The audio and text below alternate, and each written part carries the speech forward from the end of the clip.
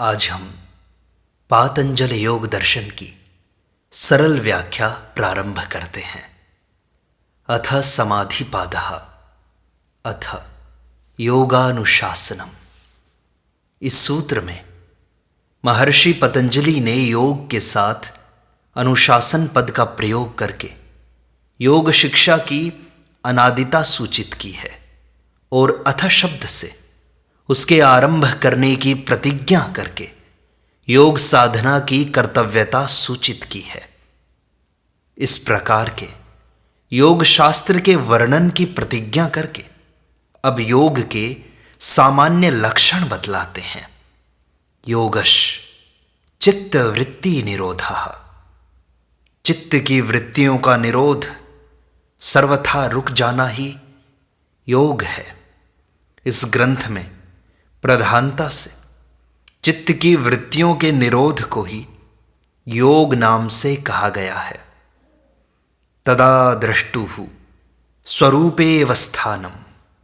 उस समय दृष्टा की अपने स्वरूप में स्थिति हो जाती है।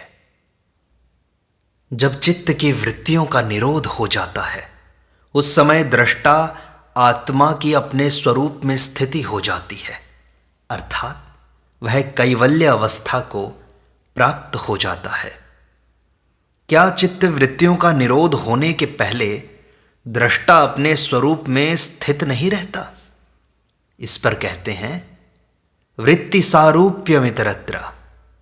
जब तक योग साधनों के द्वारा चित्त की वृत्तियों का निरोध नहीं हो जाता तब तक दृष्टा अपने चित्त की वृत्ति के ही अनुरूप अपना स्वरूप समझता रहता है। उसे अपने वास्तविक स्वरूप का ज्ञान नहीं होता। अतः चित्त वृत्ति निरोध रूप योग अवश्य कर्तव्य है। चित्त की वृत्तियां असंख्य होती हैं, अतः उनको 5 श्रेणियों में बांटकर सूत्रकार उनका स्वरूप बतलाते हैं। वृत्तयः पंचतयः क्लिष्टा क्लिष्टाः।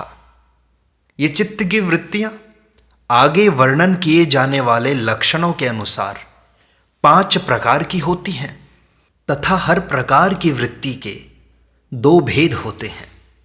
एक तो क्लिष्ट यानी अविद्या क्लेशों को पुष्ट करने वाली और योग साधन में विघ्न रूप होती हैं, तथा दूसरी अक्लिष्ट यानी क्लेशों को क्षय करने वाली और योग साधन में सहायक होती हैं।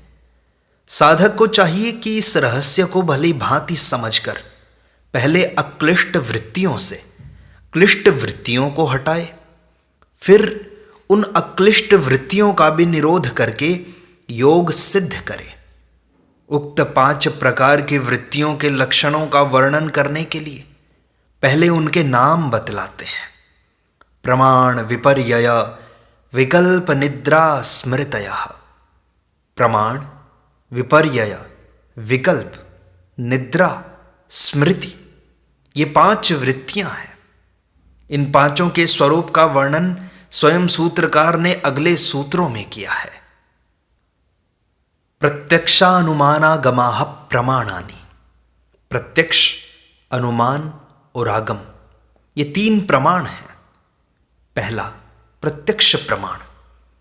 बुद्धि, मन और इंद्रियों के जानने में आने वाले जितने भी पदार्थ हैं उनका अंतःकरण और इंद्रियों के साथ बिना किसी व्यवधान के संबंध होने से जो भ्रांति और संशय रहित ज्ञान होता है वह प्रत्यक्ष अनुभव से होने वाली प्रमाण वृत्ति है। जिन प्रत्यक्ष दर्शनों से संसार के पदार्थों की क्षण भंगुरता का निश्चय होकर या सब प्रकार से उनमें दुख की प्रतीति होकर मनुष्य का सांसारिक पदार्थों में वैराग्य हो जाता है, जो चित्त की वृत्तियों को रोकने में सहायक है, जिनसे मनुष्य की योग साधन में श्रद्धा और उत्साह बढ़ते हैं, उनसे होने वाली प्रमाण वृत्ति तो अक्लिष्ट है। तथा जिन प्रत्यक्ष दर्शनों से मनुष्य को सांसारिक पदार्थ नित्य और सुख रूप होते हैं, भोगों में आसक्ति हो जाती है, जो वैराग्य के विरोधी भावों को बढ़ाने वाले हैं, उनसे होने वाली प्रमाण वृत्ति क्लिष्ट है। दूसरी, अनुमान प्रमाण की वृत्ति। किसी प्रत्यक्ष दर्शन के सहारे युक्तियों द्वारा जो अप्रत्यक्ष पदार्थ के स्वरूप का ज्ञान होता है वह अनुमान से होने वाली प्रमाण वृत्ति है। जैसे धूम को देखकर अग्नि की विद्यमानता का ज्ञान होना, नदी में बाढ़ आया देखकर दूर देश में वृष्टि होने का ज्ञान होना इत्यादि। इनमें भी जिन अनुमानों से मनुष्य को संसार के पदार्थों की अनित्यता, दुख रूपता आदि दोषों का ज्ञान होकर उनमें वैराग्य होता है और योग के साधनों में श्रद्धा बढ़ती है, जो आत्मज्ञान में सहायक हैं, वे सब वृत्तियां तो अक्लिष्ट हैं और उनके विपरीत वृत्तियां क्लिष्ट हैं। तीसरा, आगम प्रमाण। वेद, शास्त्र और आप्त पुरुषों के वचन को आगम कहते हैं। जो पदार्थ मनुष्य के अंतःकरण और इंद्रियों के प्रत्यक्ष नहीं है एवं जहां अनुमान की भी पहुंच नहीं है, उसके स्वरूप का ज्ञान वेद, शास्त्र और महापुरुषों के वचनों से होता है। वह आगम से होने वाली प्रमाण वृत्ति है। जिस आगम प्रमाण से मनुष्य का भोगों में वैराग्य होता है और योग साधनों में श्रद्धा उत्साह बढ़ते हैं, वह तो अक्लिष्ट है। और जिस आगम प्रमाण से भोगों में प्रवृत्ति और योग साधनों में अरुचि हो, जैसे स्वर्ग लोक के भोगों की बड़ाई सुनकर उनमें और उनके साधन रूप सकाम कर्मों में आसक्ति और प्रवृत्ति होती है, वह क्लिष्ट है। प्रमाण वृत्ति के भेद बतलाकर अब विपर्यय वृत्ति के लक्षण बतलाते हैं। विपर्ययो मिथ्या ज्ञानम अतद्रूप प्रतिष्ठम। किसी भी वस्तु के असली स्वरूप को न समझकर उसे दूसरी ही वस्तु समझ लेना, यह विपरीत ज्ञान ही विपर्यय वृत्ति है। जैसे सीप में चांदी की प्रतीति, यह वृत्ति भी यदि भोगों में वैराग्य उत्पन्न करने वाली और योग मार्ग में श्रद्धा उत्साह बढ़ाने वाली हो तो अक्लिष्ट है, अन्यथा क्लिष्ट है। जिन इंद्रियां आदि के द्वारा वस्तुओं का यथार्थ ज्ञान होता है, उन्हीं से विपरीत ज्ञान भी होता है। यह मिथ्या ज्ञान भी कभी कभी भोगों में वैराग्य करने वाला हो जाता है। जैसे भोग्य पदार्थों की क्षणभंगुरता को देखकर, अनुमान करके या सुनकर उनको सर्वथा मिथ्या मान लेना योग सिद्धांत के अनुसार विपरीत वृत्ति है, क्योंकि वे परिवर्तनशील होने पर भी मिथ्या नहीं है। तथापि यह मान्यता भोगी में वैराग्य उत्पन्न करने वाली होने से अक्लिष्ट है। अब विकल्प वृत्ति के लक्षण बतलाते हैं। शब्द ज्ञानानुपाति वस्तु शून्यो विकल्पः। केवल शब्द के आधार पर बिना हुए पदार्थ की कल्पना करने वाली जो चित्त की वृत्ति है, वह विकल्प वृत्ति है। वह भी यदि वैराग्य की वृद्धि में हेतु, योग साधनों में श्रद्धा और उत्साह बढ़ाने वाली तथा आत्मज्ञान में सहायक हो तो अक्लिष्ट है, अन्यथा क्लिष्ट है। आगम प्रमाण जनित वृत्ति से होने वाले विशुद्ध संकल्पों के सिवा सुनी सुनाई बातों के आधार पर मनुष्य जो नाना प्रकार के व्यर्थ संकल्प करता रहता है, उन सबको विकल्प वृत्ति के ही अंतर्गत समझना चाहिए। विपर्यय वृत्ति में तो विद्यमान वस्तु के स्वरूप का विपरीत ज्ञान होता है और विकल्प वृत्ति में अविद्यमान वस्तु की शब्द ज्ञान के आधार पर कल्पना होती है। यही विपर्यय और विकल्प का भेद है। जैसे कोई मनुष्य सुनी सुनाई बातों के आधार पर अपनी मान्यता के अनुसार भगवान के रूप की कल्पना करके भगवान का ध्यान करता है, पर जिस स्वरूप का वह ध्यान करता है उसे न तो उसने देखा है, न वेद शास्त्र सम्मत है और न वैसा कोई भगवान का स्वरूप वास्तव में है ही, केवल कल्पना मात्र ही है।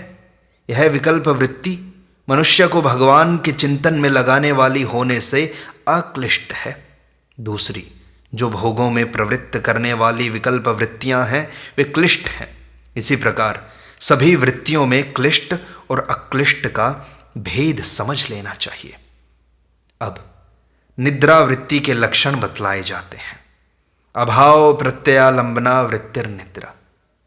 जिस समय मनुष्य को किसी भी विषय का ज्ञान नहीं रहता, केवल मात्र ज्ञान के अभाव की ही प्रतीति रहती है, वह ज्ञान के अभाव का ज्ञान जिस चित्त वृत्ति के आश्रित रहता है वह निद्रा वृत्ति है।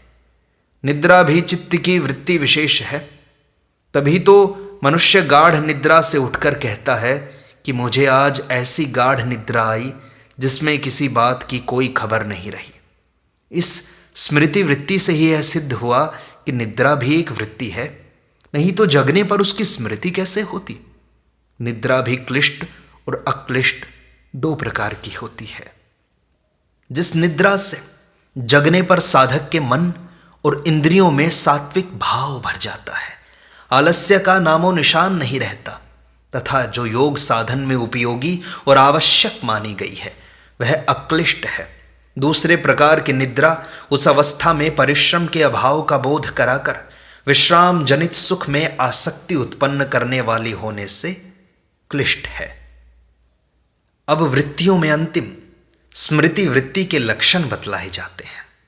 अनुभूत विषया संप्रमोषः स्मृति।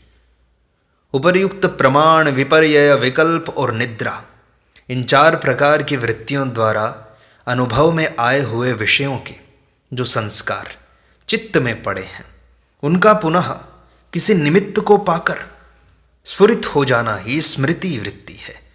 उपर्युक्त चार प्रकार की वृत्तियों के सिवा इस स्मृति वृत्ति से जो संस्कार चित्त पर पड़ते हैं उनमें भी पुनः स्मृति वृत्ति उत्पन्न होती है। स्मृति वृत्ति भी क्लिष्ट और अक्लिष्ट दोनों ही प्रकार की होती है। जिस स्मरण से मनुष्य का भोगों में वैराग्य होता है तथा जो योग साधनों में श्रद्धा और उत्साह बढ़ाने वाला एवं आत्मज्ञान में सहायक है वह तो अक्लिष्ट है। जिससे भोगों में राग द्वेष बढ़ता है वह क्लिष्ट है। स्वप्न को कोई कोई स्मृति वृत्ति मानते हैं, परंतु स्वप्न में जागृत की भांति सभी वृत्तियों का आविर्भाव देखा जाता है। अतः उसका किसी एक वृत्ति में अंतर्भाव मानना उचित प्रतीत नहीं होता। इस प्रकार पातंजल योग दर्शन के समाधि पाद की सरल व्याख्या का यह प्रथम भाग संपूर्णता को प्राप्त होता है। शेष अगले अंक में।